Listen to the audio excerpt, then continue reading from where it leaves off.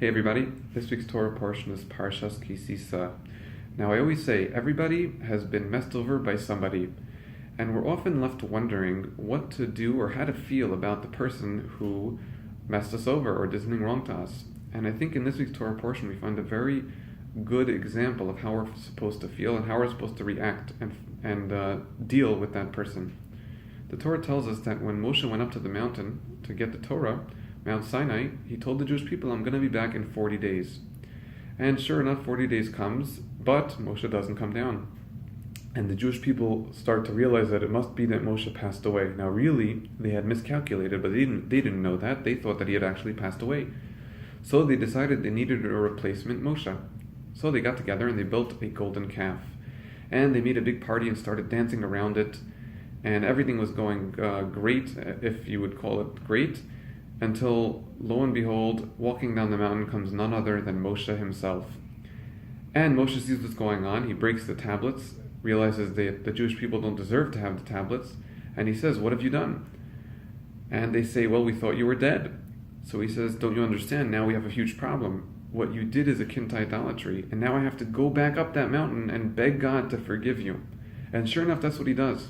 He goes back up that mountain and prays and prays and prays and begs and begs and begs and even threatens, if you can say such a thing, and says to God, if you're going to kill the Jewish people, then take me out of the Torah.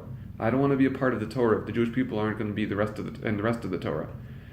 And he's very successful and manages to free the Jewish people from the very big punishment that was awaiting them. Now, what I always found interesting was that you would think that when Moshe saw what was going on and heard the response that they thought he was dead, he maybe could have responded and said, oh, you thought I was dead? Well, wouldn't it have been appropriate then to have a little bit of a mourning period for me? Maybe 7 days, maybe 24 hours, or maybe a couple of hours? Right away you had to find my replacement and start making a big party and forget the fact that I was ever here?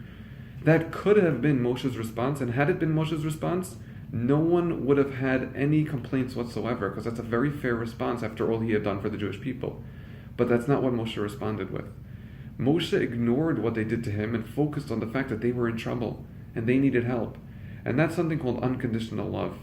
When you do for the person, regardless of what they do back for you, you act towards them with unconditional love. And that's really how we're supposed to feel towards every Jewish person. And that's the lesson that Moshe taught us of how to deal with somebody hurting you. And Hashem should help us that we should all be able to take that lesson and also react in kind. When people do make mistakes that result in us being hurt, we should have the strength of character to be able to look past that and forgive them and to even go out of our way to help them. On behalf of Makarvi, Shabbat Shalom.